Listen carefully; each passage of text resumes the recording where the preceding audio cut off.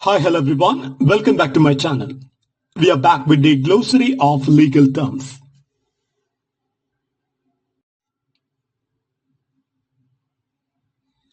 The first phrase today is quasi-reorganization. Quasi-reorganization is an accounting and a corporate law procedure allowing a financially distressed company to restructure its balance sheet without undergoing formal liquidation. It involves writing down assets, eliminating accumulated losses, and restating capital accounts to give the company a fresh start. The purpose is to restore credibility with the investors and creditors by reflecting a healthier financial position. Its scope is limited to situations where companies need a revival while still operationally viable. Although mostly an accounting mechanism, it has legal implications in shareholder rights and disclosure duties.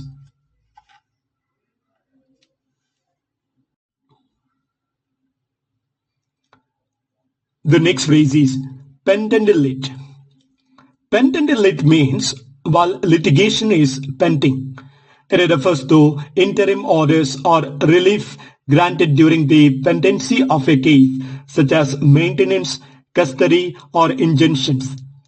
The scope ensures temporary justice until final adjudication.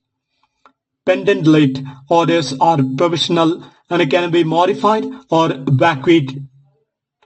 They preserve rights and balance interests during lengthy proceedings.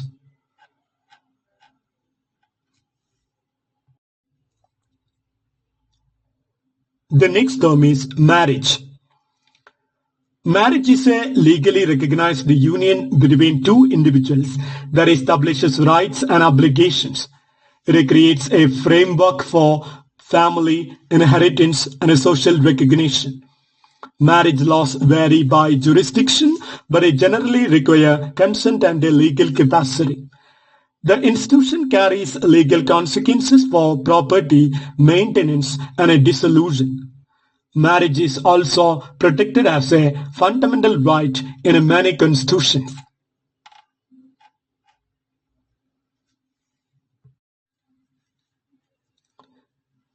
The next phrase is false imprisonment. False imprisonment is the unlawful restraint of a person's freedom of movement. It does not require physical force. Even threats can amount to false imprisonment. Victims can claim damages for violation of their liberty. It is actionable both under tort law and a criminal law. False imprisonment safeguards the basic right to personal liberty.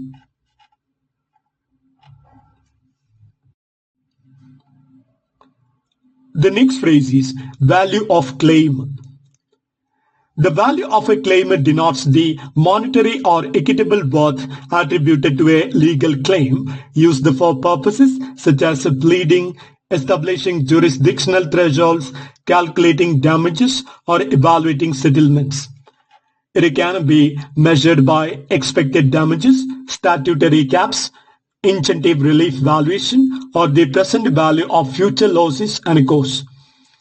Determining claim value often requires legal analysis and a factual proof, like a liability probability, applicable damages rules, mitigation, contributory fault, and discounting influence the calculation. Courts may require specific valuation for filing fees or to decide a commercial remedies. Differing valuation methods can lead to negotiation or litigation over the amount at stake. Accurate valuation drives litigation strategy, settlement bargaining positions, and risk management.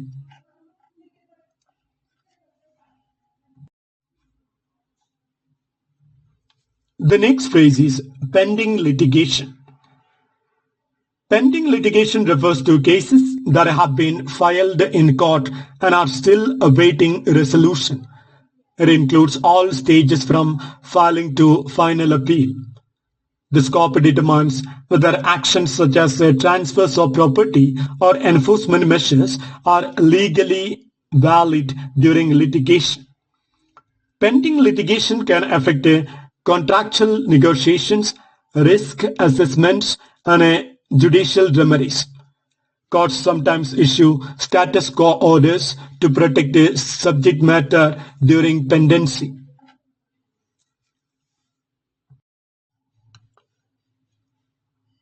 The next term is quash.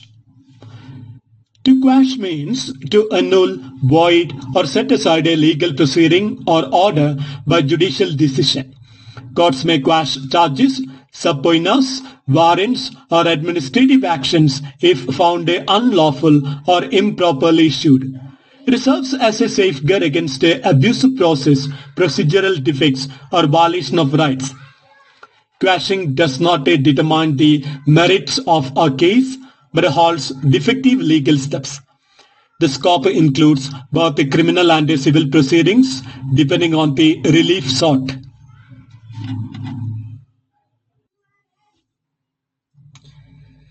The next phrase is official secrecy. Official secrecy refers to laws and policies restricting disclosure of sensitive government information to protect national security, diplomacy, or public order. It imposes duties on public servants and sometimes private persons to maintain confidentiality.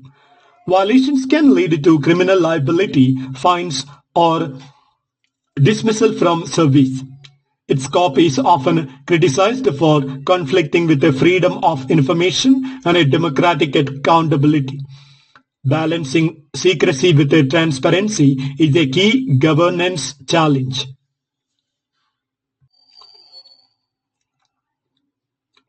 The next phrase is zero loss guarantee. A zero loss guarantee is a promise, often by a financial institution or insurer, to reimburse a customer or investor so they will not suffer a net monetary loss from a specified transaction or product. It functions as a risk mitigation product and may be structured as an insurance policy, guarantee, or contractual indemnity. The guarantee's legal effect depends on the contract's terms, what loss means, triggering events, exclusions, and the guarantor's solvency. Regulators may scrutinize such guarantees when offered to retail consumers to ensure they are not misleading. Practically, the guarantees transfers risks to the guarantor, but it can contain important limitations, caps, time limits, or conditions precedent.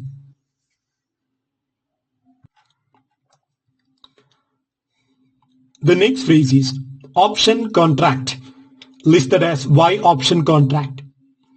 An option contract is a promise to keep an offer open for a specified period in exchange for consideration, or an offer which becomes irrevocable upon the offeree beginning performance under some rule. It creates a binding right in the offeree to accept on the offered terms within the option period, while the offerer cannot revoke during that period. Options are commonly used in real estate, securities, and commercial deals to secure the right to later purchase, sell, or perform. The scope depends on the instrument. A firm offer under commercial rule, a unilateral contract-style option created by part performance, or a formal option agreement with a payment for the option premium. Remedies for breach usually include damages, specific performance where appropriate, or loss of the bargain value.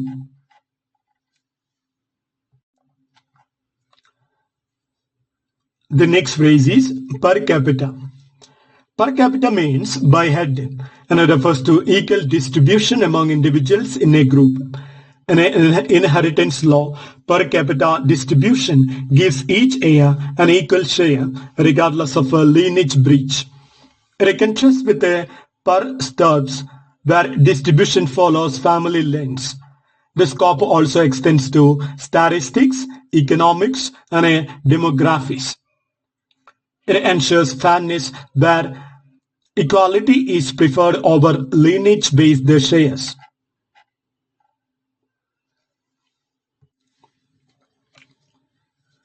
The next phrase is voluntary settlement. A voluntary settlement is an agreed resolution of a dispute reached by the parties without adjudication by a court or tribunal. It can be negotiated directly between the parties or through mediation, and often results in binding settlement agreement that supersedes further litigation on the settled claims. Voluntary settlement encourages practical compromise, reduces cost and delay, and preserves control over outcomes and a confidentiality that public proceedings lack. Courts normally honor and may enforce such agreements if they are consensual, supported by consideration, and not procured by fraud or duress. Parties should document the full terms, release language, and any conditions, payments, confidentiality, non-disparagement to avoid later disputes about scope.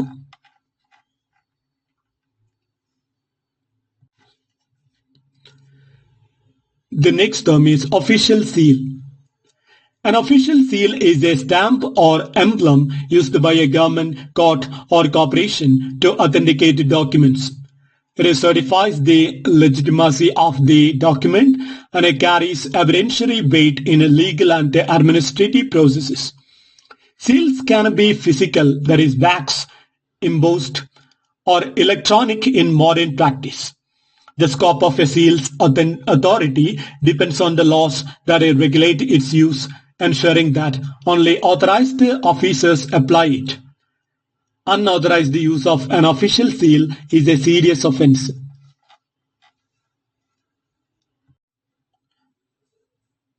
The next term is divorce. Divorce is the legal dissolution of a marital relationship by a competent court, terminating the legal duties and obligations of marriage. The process typically involves determinations about the division of property, spousal support, that is alimony, child custody and support, and the enforceability of prior agreements, that is prenuptials, postnuptials. Grounds and procedures vary by jurisdiction. Some places require fault grounds, others permit a no-fault divorce. Some impose mandatory separation periods.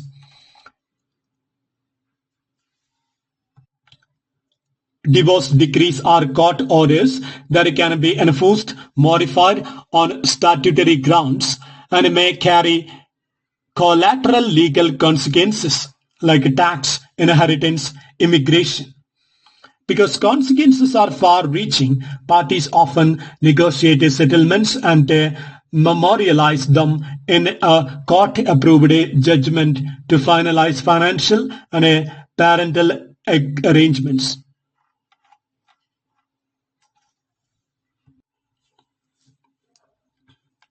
The next phrase is vendor finance. Vendor finance is a financing agreement in which the seller, that is the vendor of goods or a business, provides credit, deferred payment terms, or a loan to the buyer to facilitate the purchase. It can take forms such as installment sales, seller notes, deferred payment contracts, or vendor take-back mortgages in real estate deals. Vendor finance helps close deals when buyers lack a full immediate capital, but shifts credit's risk to the vendor. Legal documentation typically includes security, warranties, covenants, and remedies on a default. Regulatory rules, that is consumer credit, usury, securities, and tax consequences can affect the structure and enforceability of vendor finance. In cross-border transactions, currency, security interests, and insolvency priorities must be carefully addressed.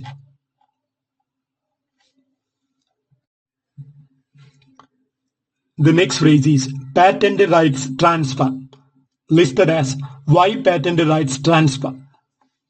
A patent rights transfer, that is assignment of or license, is the legal conveyance or grant of some or all rights in a patent from the owner, that is assigner or licensor, to another party.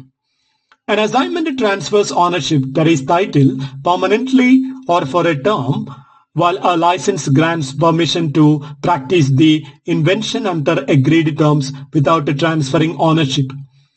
Transfers typically require written instruments and enforceability against third parties, registration with the relevant patent office. Contracts should specify scope, that is fields, territory, etc. Then a duration, royalties, sub-licensing, and enforcement rights. The scope of transfer rights determines who may sue for infringement and how revenues are shared. Careful drafting avoids disputes over improvements, prosecution, and maintenance fees. Both the transactional, that is sale mergers, and a estate context, that is inheritance, can change patent ownership, and insolvency rules may affect priorities and enforcement.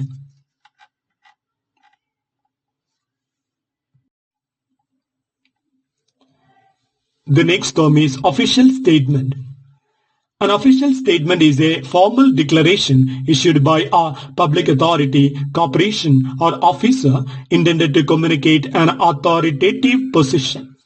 It can be used in securities law, example, municipal bonds disclosures, public administration, or litigation.